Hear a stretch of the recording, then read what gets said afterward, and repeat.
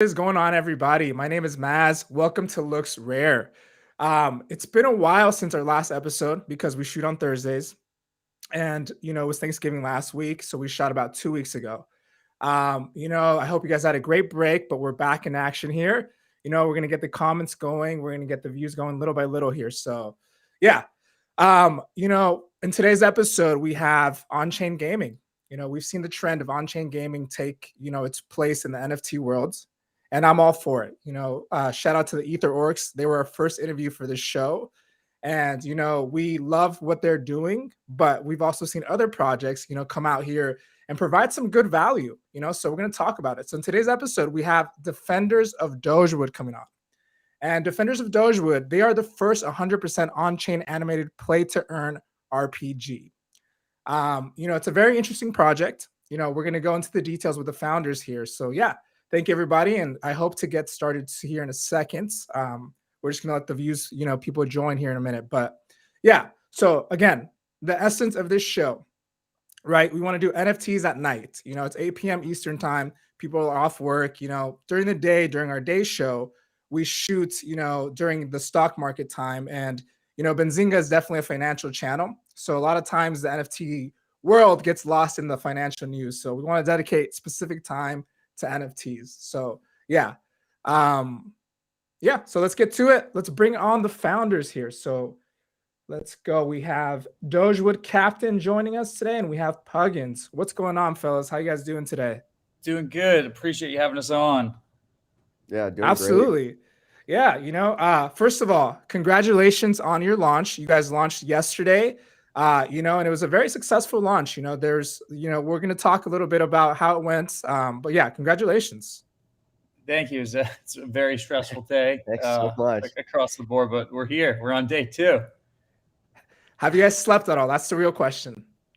Minimal. I wouldn't define it as a full night's sleep. More of a sleep to then wake up to then go back to sleep for 30 minutes and keep at it. So tonight, I think we'll be in a position where we can get a full night though. Love it. Love to hear that. Yeah, man. And that's even for people in the NFT world. I feel like since people discover NFTs, sleep goes down by like 50% at least. It's a very crazy world that never stops. There's always something going on. So absolutely. I hope you guys are definitely getting some well-deserved rest. But yeah, let's talk a little bit about the project, guys. So Defenders of Dogewood, you guys list sale first. I believe it was around 1,000. Was it 1,000 whitelist people? Do you guys remember? Yeah, it was 1,100 and something. There's a few last minute ones we got in there, but it was a targeting around a 90 to 80% whitelist sale. And then there's OG rolls, which were 136 as well. And I think by the time we got the public, there was 400 remaining. Yeah, that's what I was going to say exactly. So public launch was around 400 remaining last night. And, it went absolutely crazy. We saw a gas war. They were gone in seconds. I don't even think people had time to go on the website. But it was a mint that was 0.065 or 300 ZUG, which we're going to talk about. The max mint per transaction was 2 each. And, we see that because, the unique holders are about 50%. So that's great. So got down, talk to us a little bit. How did the launch go? Things don't always go as planned, but, it looked successful. Tell us a little bit more about it. Walk us through. Yeah. So I guess the day of launch was stressful in a number of ways. Gas was extremely high. So deploying the smart contract was very expensive, much more expensive than we thought. I think the whole thing together ended up costing around 14 ETH to deploy, which was not anticipated at the time. So that was just something exciting there. And then we did have a little issue in the community with whitelist and people claiming they were on it and they were not, which either was a mistake on my end from the editing, or we did prune the whitelist early on for people that were no longer inactive or didn't fill out a form. So we wanted to reward the whitelist bots with people that were active and filled it out and continued to engage because it costs gas to upload and we wanted those to be used. And I think we were successful with that mission, is that around 90% did max mint on the whitelist, which was encouraging. But there were, of course, some unhappy people that did not make the final cut. But I think we powered through. Puggins was doing the Lord's work in Discord while I was writing smart contract code on the back. Puggins, tell us a little bit more, man. How was it, live from the Discord yesterday, during launch? It's always a crazy time, I'm sure. Interesting to say the least. People, it's very encouraging to see how passionate, and I mean, that's common in games, right? Like, I think people that are involved in games and gaming it's hard to compete with them, except for maybe like sports fans on the passion. Oh yeah. And that's very arguable. Like they're pretty neck and neck. So, I mean, it was, it was just trying to keep it between like keeping people happy or at least feeling heard, and also fighting off bot attacks. Yeah. And then also that after coming off of a stint of trying to refine SVGs and the animations and how those function on chain, which is a whole different beast in and of itself. So it was a day. It was a day. Yeah, I mean, overall, I feel like, correct me if I'm wrong, the biggest issue seemed to have been the whitelist thing, right? Right before mints. Besides that, everything else, yeah. That was the main issue, and from essentially unhappy users in the Discord, to our knowledge. So I believe after the game started, most energy was positive. Everyone was really excited to re-roll their doges, change their classes, and start minting or recruiting for Treat. So it's really exciting there to see the quick shift of it all. Yeah, and every great launch has a little side of FUD. That's totally normal, and that's sometimes even good marketing, as long as it's filled with transparent, communication to the community. So, I'm glad to see that resolved, and I'm glad to see a successful launch. And, we're moving on to the second part or the next part of the project, which we'll get into in a second. Before we do that, though, I want to talk a little bit something that I found interesting, which was, you can mint the project with, Ethereum, or you can use the currency of Zug, which is actually paying, homage to EtherOrcs, which, I'm definitely a big fan of, and I know a lot of people are. Can you tell us a little bit more about that and the decision to do that? I think that was really interesting. Yeah, so since we launched the product, we were pretty upfront that I think EtherOrcs was inspiration for it. I was got to mint on day 0 for that, and was really blown away by what they did and really their innovation in the space. And it pushed us to actually build this project. We were like, ooh, this is something we want to do, but we want to change the mechanics and create our own RPG style, which Puggins designed the game theory for. And then we thought, while doing this, we should show some respect to the guys that did it first, from an on-chain. So we wanted to incorporate Zug, give it some utility, and we thought it was an organic way to attract orcs to our community too, in a non-spammy way. And building the project organic was 100% what we wanted to do. We spent $0 on marketing, and we just went out about it as the approach. We'll build something really cool, and the right people that we want in the community will show up. And I think we have that so far. Yeah, I love that. And, seeing the EtherOrcs tweet out, guys in the project and the launch is awesome. Have you guys been in touch with like John, Wrangler, or Poof at all? Yeah, with the entire team. So actually, they've been extremely helpful today. So we've had an issue with us not showing up on icy tools for just trending, not discovery. So our sales volume is not being tracked there to send alerts and discovery. And they actually had the same issue, and they told us how to fix that today, which was nice. So we will be deploying a contract update to fix that issue. Love that. So That's awesome. Very friendly vibes between us. I love seeing that, man. I love that. That makes me happy to see projects like that. And, it seems like anonymized EtherOrcs, you guys, there's a nice community being built in the whole on-chain gaming aspect. And I love that, man. I think that's really cool. I want to shift a little bit to kind of before the project. Every great project has, and that's something that people like to bet on, right? Sometimes a project takes time to build, but if you believe in the founders, people are going to continue to, follow the project and, hold and being engaged. So let's talk a little bit about you guys. Can you guys tell us how you met, why you guys decide to do on-chain gaming, and how the process has been? How long have you guys been working on this project? Puggins, all you. Puggins, break it down for us, bro. Oh shoot. We're We throwing the ball's in your court, man. I'll take it. Puggins can get in the art scene. We both have done like product consulting and IRL. Background for me is in software dev and actually marketing, developer by trade. And then just crossed paths with Puggins a few times IRL, and he's always been an extremely talented artist, and we wanted to do something, but we weren't just going to launch another profile picture NFT.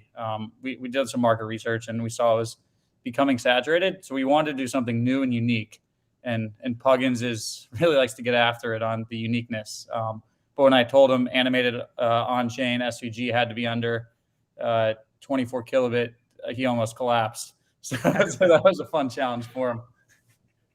Yeah, it was pretty nuts. So I actually have a background in gaming, like kind of in another life, towards the beginning of the career before we met. And so I used to do a lot of mobile games and whatnot. So a lot of art, illustration, animation, and things for that. And also I've played video games all my life. It's what I wanted to do since I was a young child. So this getting the opportunity to like actually do something that was under our direction and just kind of like, to vision that we could do what we wanted to do rather than having to do it for a client. Really compelling opportunity. I mean, this is what I imagine being back in the 1970s was like, when you were creating, like being the first innovators in making these kind of things. So it was really just a wild opportunity. Love that. And you guys know each other in person? Have you guys met before, or you guys met through the NFT world? How'd you guys meet? Just through conferences and expos in overlapping consulting lifestyles. So have seen each other face to face before, though. You haven't, you said? No, we have. Oh, you have. Okay. We have shaken hands. Good. Nice. I love that. That's good. That's awesome. That's awesome to hear. All right. Well, the project has been minted. Let's talk about what is next, right? Let's break it down a little bit. So now people have their mints in their wallets. What is next for them? Can you guys talk to us a little bit more about the staking, earning the treat coin, the gamification going on, and what the best, strategies are for that right now, for people that have minted? Let's pull it up here. We'll share the screen here a little bit. If one of you guys wants to start just breaking it down for us here. So we have different classes, it looks like, right? Yep.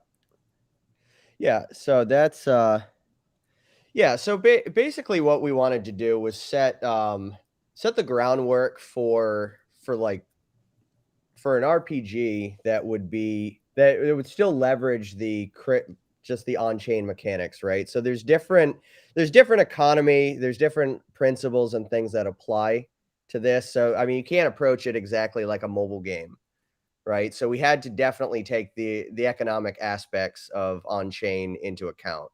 And then what can we do on-chain that allows us to have unique mechanics as well? Well, so in the first phase, as well as how do we set ourselves up for success as we begin to move into more complex mechanics like combat, loot, and various, questing and things like that. How do we set ourselves up for success in the future for that on like a layer 2 solution? Right. So this is really what we came up with, right? Like, how do we make staking kind of unique, not in a way that's just straight up YOLO gambling, but like in a way that each character, they're doing kind of the same thing. And the goal is to get treats so you can begin preparing them for the next phase. But how do we make each of them feel like they have some flavor? Right. Mm-hmm. So that's kind of what we were looking to go for in phase 1. So the story is that they have just been exiled and now they're together in the forest. They've built a little community and they're gathering treat so they can begin taking back their kingdom. Love that. And there was only 2,500 minted, right? But the total mint is going to be 5,000, correct? Yes, that's correct. Yeah, and the remaining will be minted with treat. With treat, correct. And let's pull up. I think this is the roadmap I have here. There's a more updated one directly on the site. If you click on that, site, okay. Is it the white paper here on a roadmap? White paper, yeah. White Scroll paper. up, and then it's right next to. Is it not? No, it should be. Oh no, here it is. It's right here. It's right here. View the white paper. Here it is. Perfect. There we go. Oh yeah, this looks nice. You got the background and everything. I like it. Much more easier on the eyes. Okay, so phase one, guys. Yeah, exactly. So break it down for us, right? So let's say I minted these, like a lot of us did. What is the first thing I should be doing right now? I mean, you should be staking, right? Like get resources. And I know there's definitely going to be strategies around that. But so from a balance perspective, we were looking to have some way that like it felt special. And sometimes you'll feel very lucky, but not in a way that's just going to blow everybody out of the water. Unless you're a whale, which whales are going to whale. That's a mobile game principle, period. Is that you don't design economies or game experiences specifically for whales because they're just going to break it, right? So we're going for an experience that scales with who's the average to the slightly above average player, right? Who's the really engaged person, but isn't buying like 50 of them, right? So you got 6, you got 8 or something like that. How does that have a fairly difficult curve? And then how do we also make that accessible for people that just have your baseline, right? Like your party of 4 that just want to go out, do some adventures, etc. So that's how we've begun to start this process here with the foraging. Love that. Have you guys seen anything with the staking so far as like, percentages are, what have you seen happen so far in the last, staking went live less than 12 hours ago. Have you guys seen anything, interesting of like people's reactions to the game?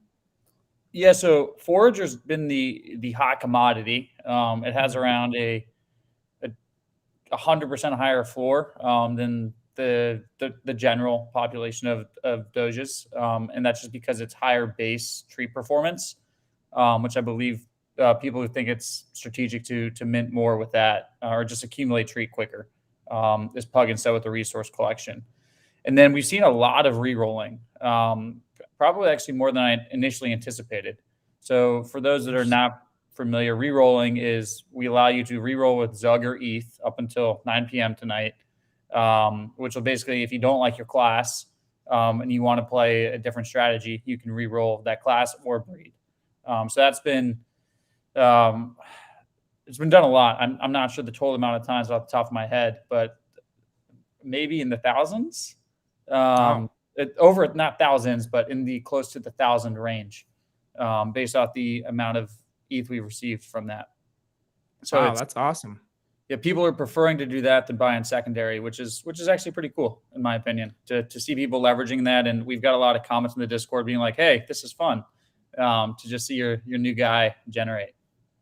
I mean, that's really cool. So essentially, let's say I have a basic, floor guy right here, which looks cool. If I roll, then I have a percentage. Is there a specific percentage of me getting, like, let's say the rare one, or not rare, but more utility, I'm assuming, correct? Correct. Puggins, you have the breakdown of that? Yeah, I mean, it's kind of been like your DPS classes are a little bit more common. None of them are just breakout. Oh my God. The Forager is a little more rare, and then your support classes are a little bit less rare than that, and then your DPS classes are a little bit less rare than that. But none of them are like a massive, like 2%, 1% chance. It's all like some of them are just a little bit rarer than others. Got it. And you know what's cool is, I'm part of a Alpha Discord, and we like to talk about projects, and that's where we discovered the orcs, and now we have a separate category for Dogewood here, and it's awesome seeing our community talk about these game theories that they're trying to do, like you need to collect one of each, or they're kind of anticipating that this one will be more rare or more utility in the long run. And same with your guys' Discord. I'm in there all the time and seeing people kind of strategize and talk of, kind of ways to maximize the game. I think that's what makes this fun, right? Being in that first initial phase. So it's cool that you guys went with these different categories. Is there any utility for as far as the different class or breeds? Do you need one of each, or can you guys break it down for us here for people that may not know or that haven't been able to participate yet? Yeah, go for it, Buggins. Okay. Sorry, can you got distracted real quick by something. Can you repeat that question? Yeah, man. So as far as the different types of breeds, is it purely for an aesthetic purpose, or is there some Okay. sort of utility? Yeah. So right now it is aesthetic. We do plan for breeds to have, I don't know if you're familiar with Dungeons and Dragons or like World of Warcraft, things like that, but they have racial abilities, right? So that's essentially what we're going to do. You can expect in P2 that they will have minor bonuses to certain, they'll have certain leanings towards things, but the intent is to keep it not so much that you feel dirty having, like, maybe it's like a Shiba mage or something, whereas the corgi might have a little bit more to magic or something, but you don't feel bad about it, right? It's not optimal, but it'll definitely get you where you need to go.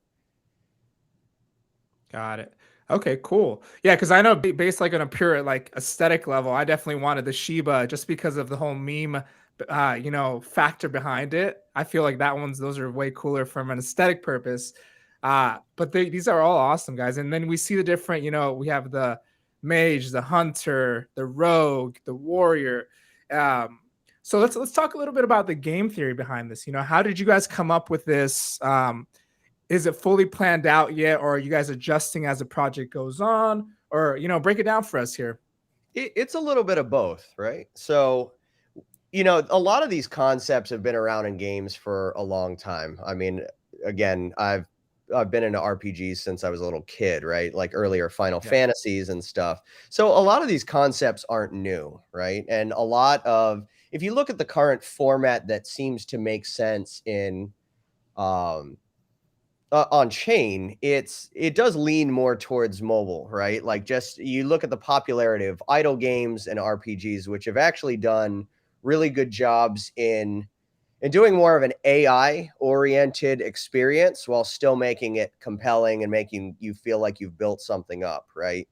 So that's sort of where we're looking to go. So I mean, we've got our base classes here. Definitely have plans for, there's potentials for prestige classes and things like that. But really, we knew that we wanted to make a class-based RPG similar to some of our favorites. Like, so taking elements of Dungeons and Dragons, Final Fantasy, and even when it comes to the questing, a more of a roguelite experience similar to either Hades, maybe mixed a little bit with like Diablo, right? So you're going through acts over and over again until you're getting better gear, trying again, getting better gear, trying again until you get to the next boss, right? Mm-hmm. Exactly. Let me ask you guys this: are you guys playing the game? Because I know, when we talked to Etherworks, they were involved in the whole game theory. They were playing the game as they were going along with it, and I feel like that brought a whole different POV to their perspective. Are you guys playing the game right now with everyone else? So my initial intent was yes to play, but there's been so much stuff moving behind the scenes that haven't been able to actually play. I do have around 5 defenders that I will start staking here shortly to play, but unfortunately, I'm probably too far behind to have a meaningful experience. Yeah, They're also, I mean, the floor jumped up, right? Like, so it's kind of like, well, shoot, this is the one I want. Oh man, that's Exactly. Oh man, so you guys are making the funnest game, but you guys aren't being able to play, huh? That's just part of the game, I guess. But that's always fun to make the game because I'm sure you guys would want to play this game. That's why you're making it, right? Because you're bringing all these, game theory to it that you have experienced in the past to the NFT world, and I think that's awesome. Um, yeah, so that's cool. Let's talk a little bit now. The biggest thing with on-chain gaming that we've seen is, gas fees, right? So we've seen projects launch and, unfortunately sometimes the gas fees are so much, people don't want to play them. Can you guys tell us a little bit more about that? Do you have any solutions for that or how you guys perceive the current gas fees on the Ethereum blockchain? Yeah, so that was a lot of R&D. I think we mentioned went into this project before we even started building it. So we wanted to prove out that we could do this, and a lot of the focus was actually around gas optimization. If you'll see from our first version of the white paper to the final one, some of the class power-ups had changed slightly. And the reason for us changing them was gas optimization. Because if we had to run that logic in the smart contract, the gas would spike, making the play experience not as fun. And from the community we've seen so far, we've got nothing but compliments with our gas optimization. Minting a new Defender right now is costing on average 0.02 ETH for an on-chain asset. It's as good as I've ever seen. I could be wrong. So it shows that our hard work around the optimization there paid off. But we still do realize that we are limited with actions, which is why the phase 2 and beyond will all be on layer 2. Oh, nice. Awesome. Yeah, that's one thing we've seen is, these gas fees, they're great, but sometimes the gas fees just push people away, especially people that aren't too familiar with on-chain gaming. So that's good to hear you guys are working on that for phase 2.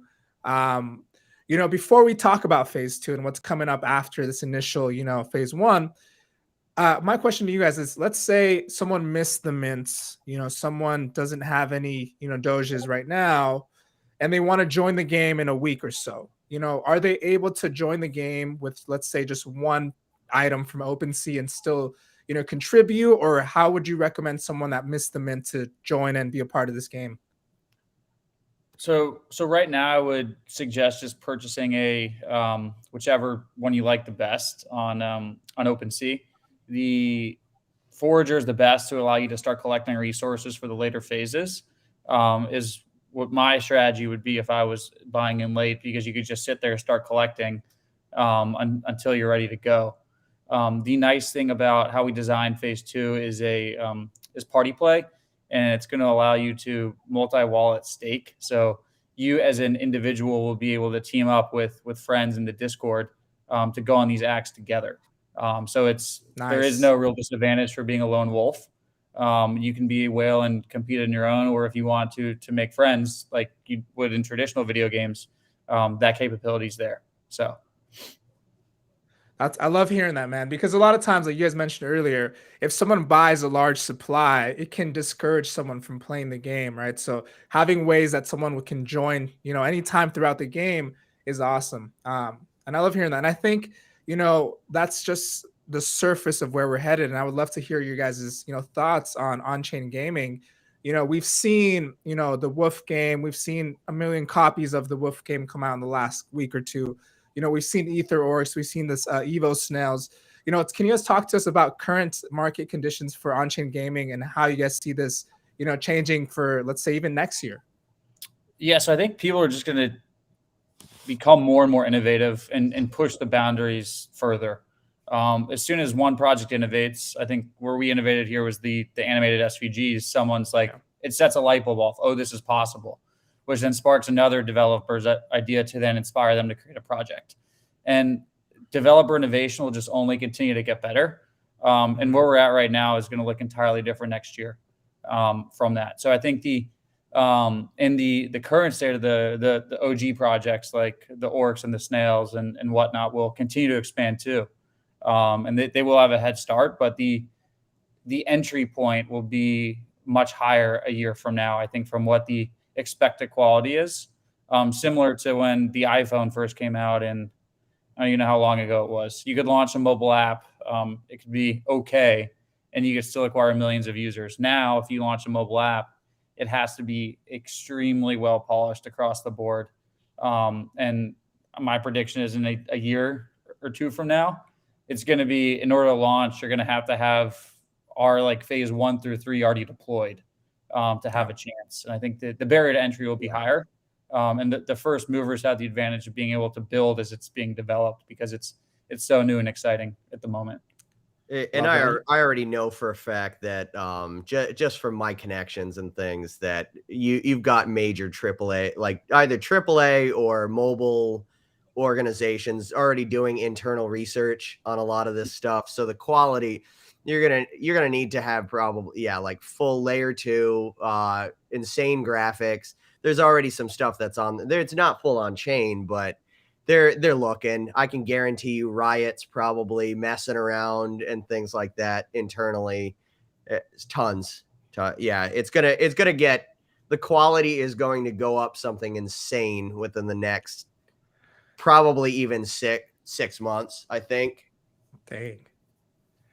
Dude, that gets me excited, because when you guys, that was the perfect example you gave us, you know, talking about the iPhone and the apps. I remember the first real game that I can think of, maybe, there's some before that, Candy Crush, right? Mm-hmm. How addicted people were to that. And, yeah. It just became this crazy game. And then after that, we've seen how far that has come. Dude, I think, yeah, you guys are right. In the next 6 months to a year, on-chain gaming is going to turn into something completely different. We're going to have these, big boys trying to come in. So it's exciting, man. I'm glad to hear you guys, are in now, and, hearing you guys talk about, building and not just trying to make a quick dollar like a lot of these projects. It's really exciting. And, I'm very bullish for this project, and it gets me excited to hear that, guys. Let's talk phase 2, right? Let's talk layer 2. Tell us what's the big picture here. What can we expect in 6 months for, Defenders of Dogewood here? So we've got like short-term plans, and then we've got long-term plans.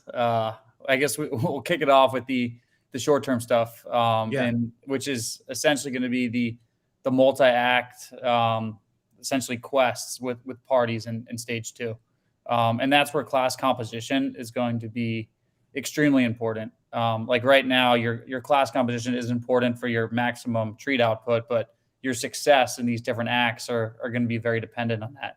And I think it'll be very interesting to see how our players play, whether it's like, I want to own the party myself, or am I going to team up with 4 other friends in the Discord?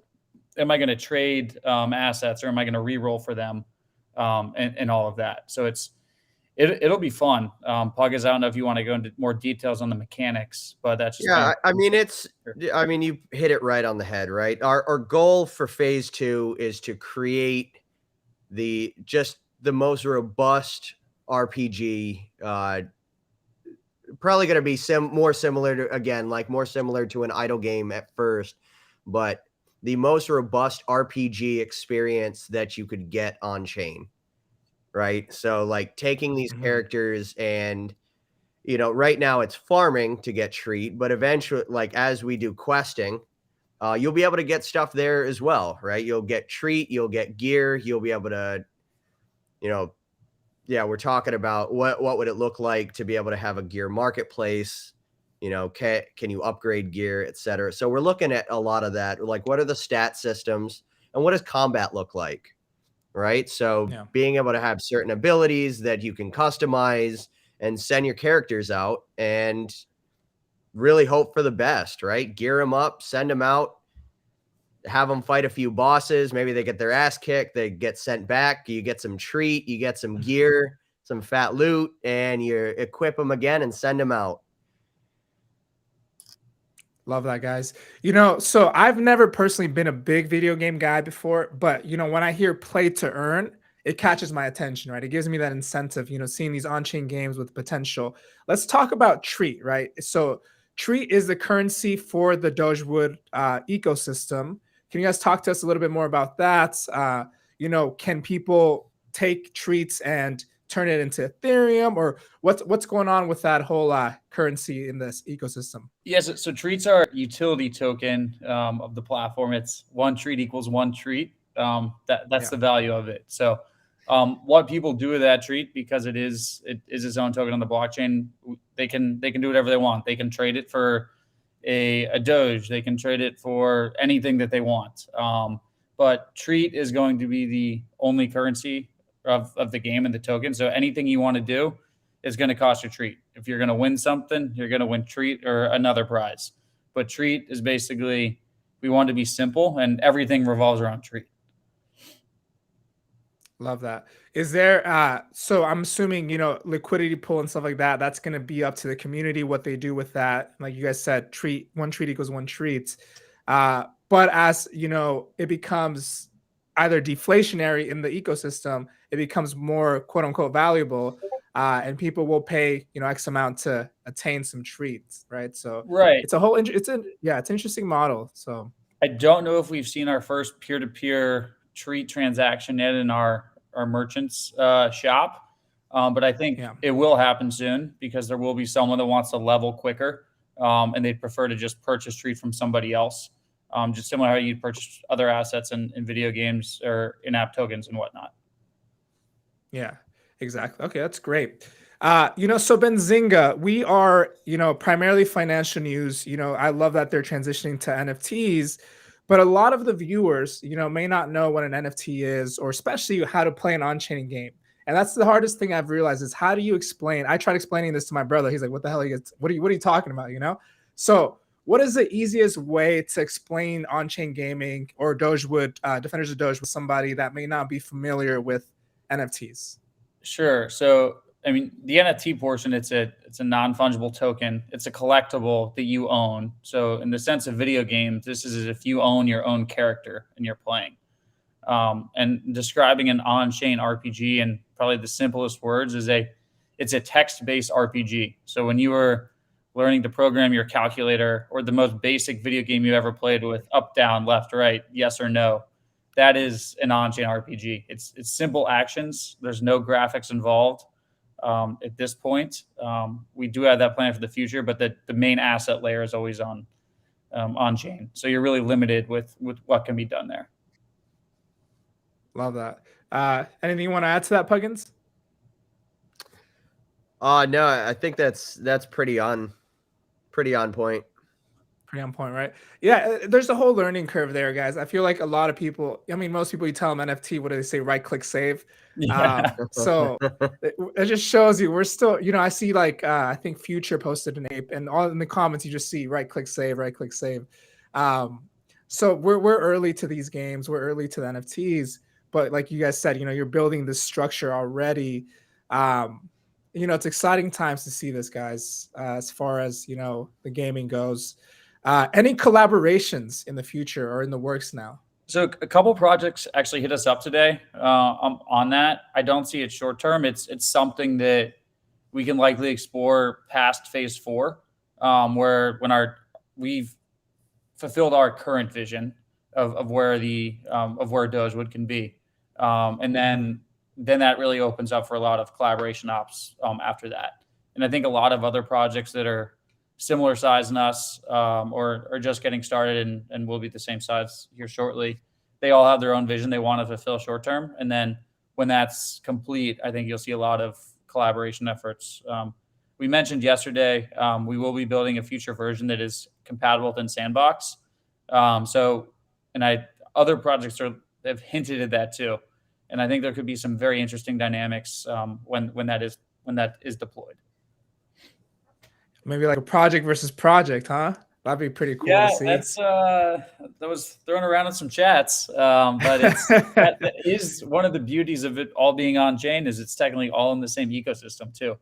Similar to how we use Zug, right? Like someone can incorporate a mechanic. Hey, if you burn your Defender of Dogewood, you get the Evil Emperor of Dogewood or something like that, and it could be a totally different project that does that. If it's on chain, it's an asset that can be used however someone wants.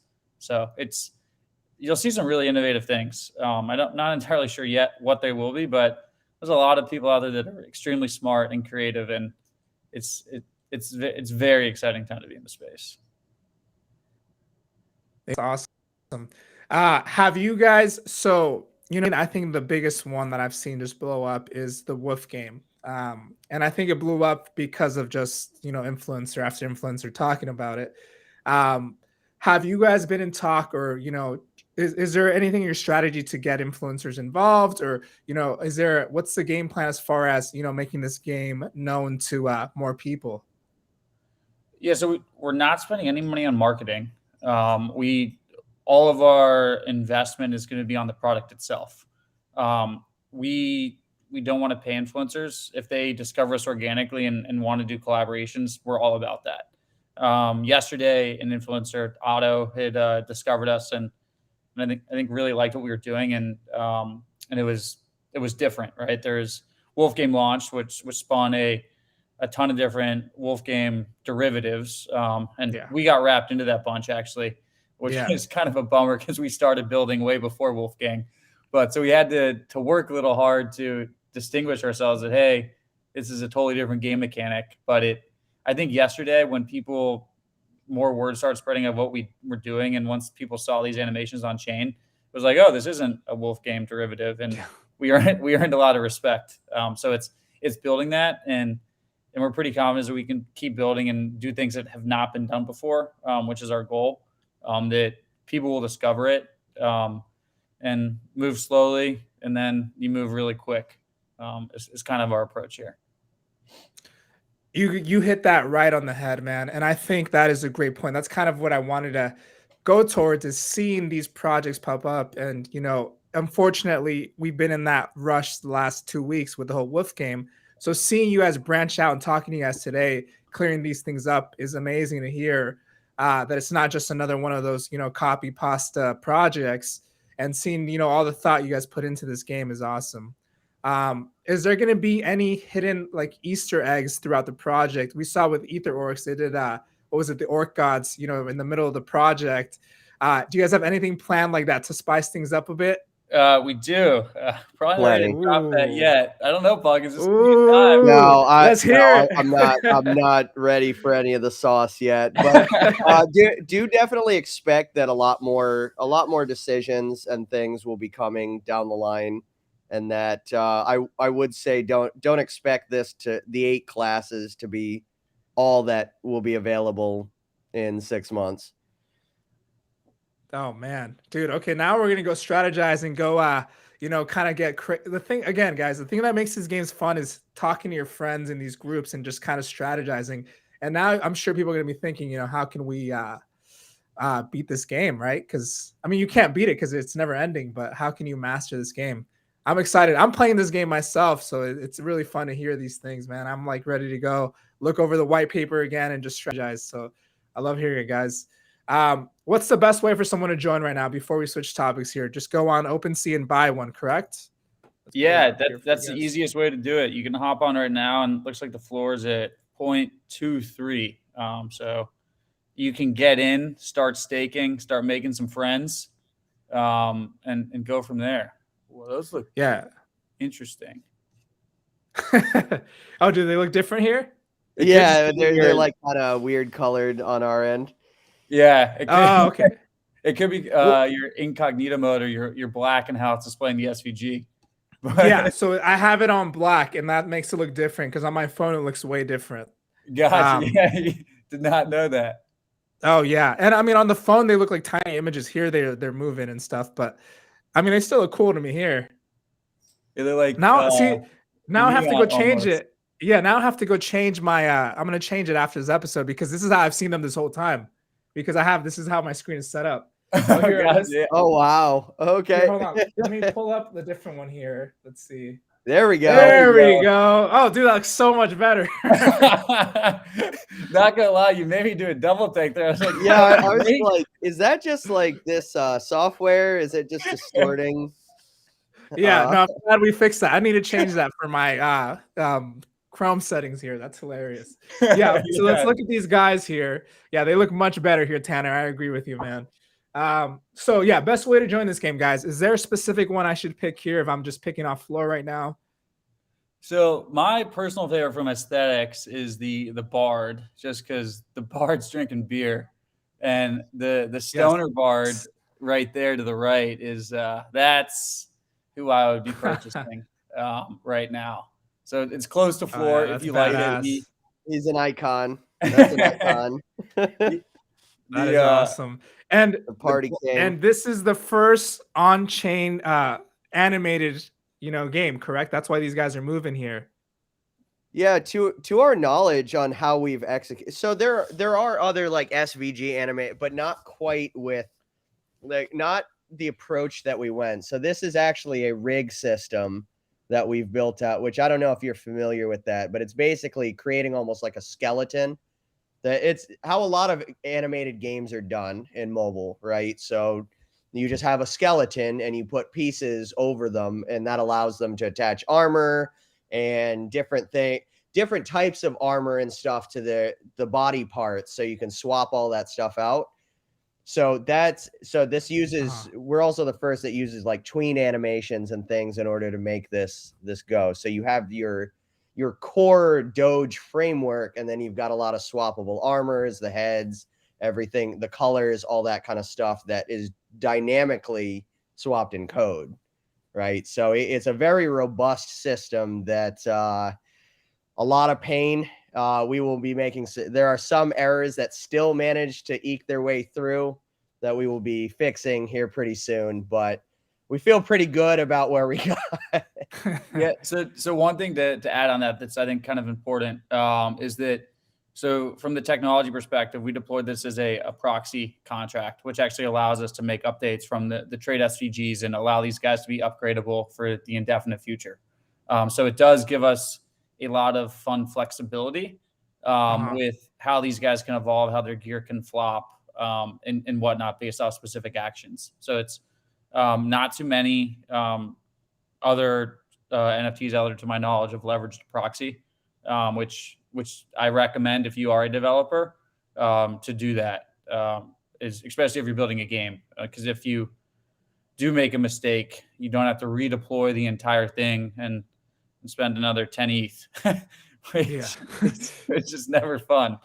So that's what I would recommend to the developers out there listening.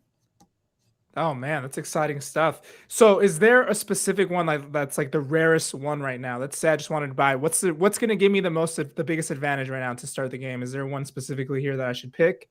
The Forager is, I think, community consensus, the most powerful, and it is the most rare based off probability at the moment. It sits around a 0.4 or 5 floor, depending on the hour. So you're getting there. He's got some dynamite in his hand and a pitchfork. Yeah, And then thought with the Forager, you're gonna have to put some investment in though. So you're gonna have to wait a minute before you're really getting your return, right? So maybe there's passive none for sale. ability. yeah, let's see if we can find one ability here. No, still not there. Well, I see the comments here. We have one by G Thrill here. There's less than 300 for sale, and there was 550 this morning. There's some. There's some there. That's awesome to see though. Yeah, so that's he's got the little axe there. That's awesome. Is that dynamite as well? That's cool. Yeah. Oh man, these are badass. Yeah, again, just looking at these from a cool level, like these are awesome. I love the aesthetics of them. It's funny to me that you're looking on in that other dimension. Dude, I need to go back. Yeah, I need to go back and see them. I was like the whole time. I still thought they look cool, but these look much more detailed. Do you guys have trippy neon nightclub there for a minute? Exactly. Do you guys have anyone? Which one's your guys' favorite? Let's start with you, Puggins. Which one's your favorite? Which class? Which accessories? You said the beer. Well, I don't think it's hard to guess what my favorite breed is. It's just I just randomly sketched the pug. I'm like, I was looking at pictures of pugs, and I'm just like, because that was the second one that I did, and I'm like, well, what kind of quality? They kind of have beady eyes. Well, we have like little tiny eyes for all the other. Well, what if I just put beady eyes on, and it's just like, oh, yep, this is the one. This is the way to go. So yeah, Pug definitely. Class wise, I'm always a mage guy.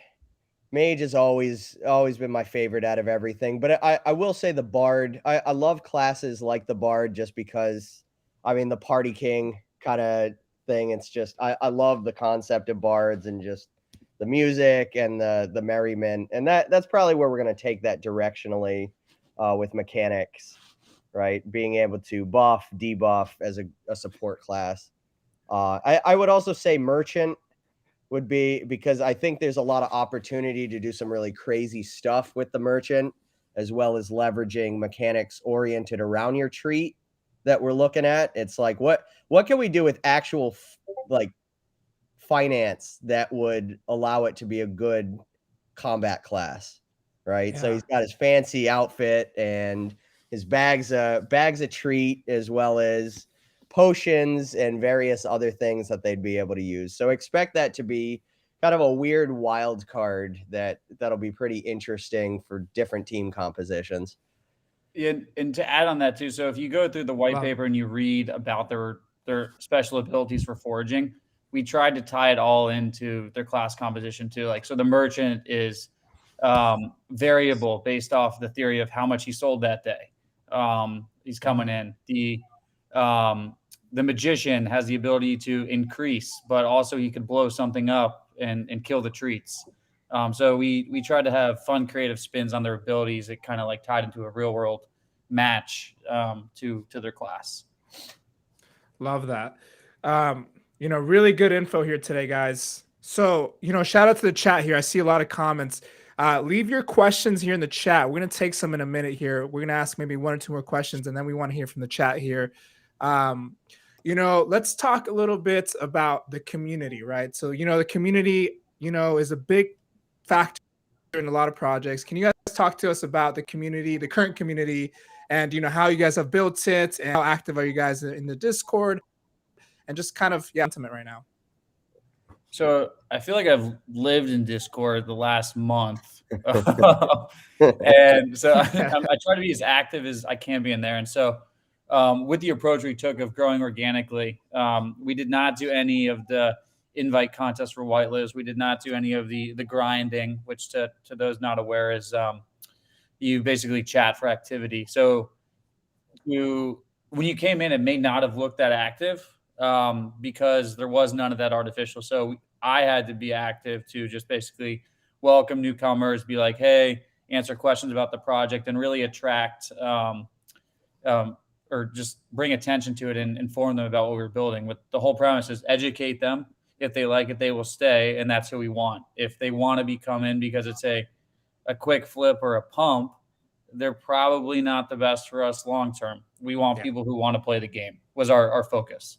If you play the game, we like you and we're going to help you, and we want to do everything for the community. So I guess on that side too, on the community, is we've been deploying updates throughout the day, actually, to the contract as a proxy. Late last night, someone brought up to us a potential exploit in re-rolling that could be done through smart contracts, and we stayed awake and deployed that fix and bricked the exploit before anyone could actually take advantage of it, because it's before re-rolling went live. So we want this game to be fair for everyone, and we're doing everything we can to make that happen. Love that. So we appreciate you guys coming on, taking the time to just kind of break everything down for us. Any last words, any last alpha you guys want to leave us with here for our viewers, or for anyone listening to this after, this live stream here? Ooh. Let's hear it, guys. Give us some cliffhangers. So there will be a cash prize pot as part of phase 2. So that is in the white paper. No one's really brought it up in our Discord, but if you reread that, there's some hefty loot that will be baked into phase 2. Think world first achievements that will probably, and that of course we're also going to make sure to make it balanced so the whales aren't guaranteed to just get that, right? Yeah. So we're looking at ways to really make the achievement something worthwhile, right? Really going for playing the game. Dang. Oh man, that's exciting. Yeah, so I'm sure you guys got a bunch of gems ready to throw out at the community. Um, so yeah, guys, if you guys are watching this and you're not playing, we have the OpenSea link here in the bottom. Make sure to click it, join the Discord, join the Twitter. There's a lot of good information on getting started and just having fun with these games. And I think the biggest thing is, the community behind it, strategizing makes it so much fun. And then obviously, earning these, ETH or whatever throughout the journey is awesome. Let's take some chat questions here, guys. So yeah, if you have any questions, leave them in the chat here. Let's take about 2 to 3 here. I saw one earlier I wanted to touch on here. Let's see, where is it at? Oh, yes. So from that boy dead, does re-rolling end soon? Can you guys tell us, when does re-rolling end? So as soon as this YouTube's over, I'm actually going to be pushing the update that will stop re-rolling with ETH and Zug, and you can only re-roll with Treat at that point. So that will be done in the next 5 or so minutes. So in order to re-roll at that point, you will need Treat. So that you'll have to make a decision. This will be your first decision branch of what you're going to do with Treat. Do I mint, or do I level my guy, or do I re-roll? So we'll see some Treat branches here. Oh man, this is where it gets fun, huh? When you have to make a choice. Oof, and you live and die by that choice. Of those. We plan on plenty of very compelling Treat syncs. Oh man. Let's take one more question here from D-Rod here. Is a GUI for Claim Recruiter come eventually? There's one, right? Yeah. There is one right now that was built by an amazing community member, Husky. So we were building ours today. He actually deployed one really quick, which allowed us to focus on some other behind the scene things while his was out. You should expect ours really soon as our official release. But Husky's GUI for that is in our official links in the Discord. Yeah, right there. And we got the neon trippy Defender. I may not look right on my computer, but yeah, it looks good. It looks good. Well, guys, Dogewood Captain, Puggins, thank you guys so much for coming on today. We appreciate it, man. You guys dropped a lot of great insights. This project is literally less than 24 hours old. I'm excited to see where this goes, man. I would love to have you guys come back sometime in the future and, seeing phase 2, 3, 4, and so on. And, thank you guys again for coming on. We appreciate it. Yeah, no, thanks so much for having us. And thanks for the support. Absolutely, man. And I'll be in the Discord. I'm in there. I'm playing this game. So I'm ready to strategize and I'm ready to have fun with this game. So yeah, guys, again, thank you so much. All right. We'll be in touch. All right. See you. All right. Peace. Have a good one. All right. You heard it here first, guys. Defenders of Dogewood. We met the 2 founders here. That's my biggest thing, is always talking to the founders, seeing how this game was created. Was it a quick cash grab? Was it a copy pasta from project? Clearly not in this case. 2 cool guys. I'm excited to see where the project goes. We'll definitely do a follow-up in a month or so and just kind of, myself, I'm playing this game, so I can't wait to, share the POV from that experience. And if you have not purchased this game, go on OpenSea, go on Twitter, go on Discord, check it out. These games are just beginning to branch out there. There's less than a handful that I personally like, that I personally have played. So yeah, thank you guys so much for watching. If you enjoyed this content, make sure to give us a thumbs up, share the link. We're testing this content out, right? Benzinga's mainly financial news. We're dishing out, late night NFT content. And if there's demand, we will continue to do so, right? We will continue to bring on guests like we saw today. We'll continue to do degen stuff, maybe some live minting, some live, research. We'll show some projects, we'll do all that kinds of stuff that we love to do, in real time that we don't show on the screens here. So yeah, thank you guys for tuning in, and we will be here next Thursday at 8 p.m. Eastern time. So again, leave a thumbs up, follow us on Twitter, shout out Benzinga, and yeah, let's go play this game, guys. I'll see you guys next week. Peace.